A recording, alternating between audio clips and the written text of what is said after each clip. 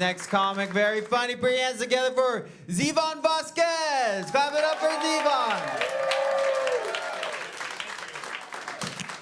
Hello. Do you guys know what a triple threat performer is? It's in entertainment. It's when you can sing, you can dance, you can act. I'm a single threat performer because I brought a gun. It's the only part of my set that's not a joke. Why do I have a gun? I'm from Texas. I was there recently. I was hanging out with my grandma, and I go to the fridge, and I ask, Grandma, do you have any Coke? And she goes, no, mijo, the Coke I have is the Coke you can smoke. It's a very Madison Avenue take on crack. It's a Coke you could smoke. You've heard of Virginia Slims? Try Compton Skinnies. Give your girl the gift of gab. And a smile that's mostly gums. It's a Coke you can smoke. How do you know your grandma was a crackhead? Easy, because my mom was a crack baby. How do you know she was a crack baby? Because she showed me her birth certificate once, and it was just an eviction notice. 9 months to vacate? That's on you. That's pretty easy. I grew up in the South. I grew up going to church. You guys know what speaking in tongues is?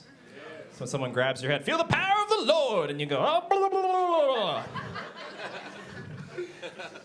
Do you think in Africa, when they speak in tongues, they end up sounding like dudes in the States? You know, like, feel the power of the Spirit. Adulting is hard. Oh my God.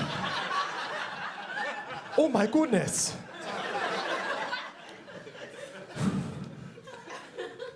But I'm in New York now. I teach. Does anybody else waste their life? Okay, never mind.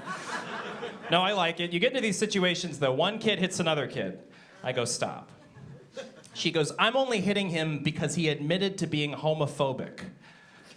I was like, Tenzin, you can't admit that. Tenzin goes, I'm not homophobic, I have homophobia. That's pretty good. In that case, I'm not racist, I have too many Dominican friends.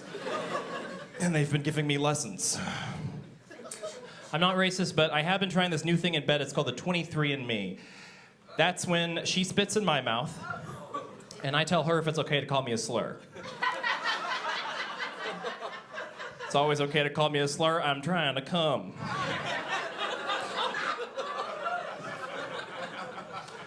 Speaking of which, I did recently give my dog a DNA test just to see if it was still okay for him to do that accent.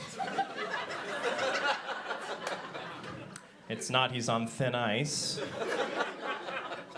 But I'm trying to do new stuff in the bedroom. I'm trying to have a new bed. I have an air mattress right now. And I'm trying to get either a twin size or a full size mattress. What do you guys think? I should get a twin or full? Full, right, because you can have bigger sex, bigger time. All my friends say the same thing. They're like, how are you gonna get a twin-size bed, dude? You're gonna bring a girl over, she's gonna see your twin-size bed, she's not gonna wanna have sex with you. And to this, I say the same thing every time. I'm like, I wish this was a problem I was having with any amount of frequency. You're right, what am I gonna do every 3 to 6 to 9 to 12 months? But I am dating, for the purposes of these jokes, I am dating. I've been going on something I call the blind side dates. That's when an older white woman gives me a chance. And she's usually driving. I was seeing this girl for a while. She was Australian, same as an American girl, except when I went down on her, I had to move my tongue counterclockwise for it to work. I did go on a date pretty recently, and about halfway through, the girl goes, I'm a little bit nervous dating these days because I know a lot of guys have Asian fetishes. And I was like, that's a perfectly reasonable anxiety, many of us do. She goes, no, you're just the 10th black guy I've gone out with, and I'm just worried that some of you guys have Asian fetishes. I'm like, 10th black guy? That's kind of hypocritical, right? Yeah, sort of the walk calling the kettle black. Little. But you guys have been great. I've been Zivan. Good night. Yeah, give it up for Zivan, everyone. Hell yes.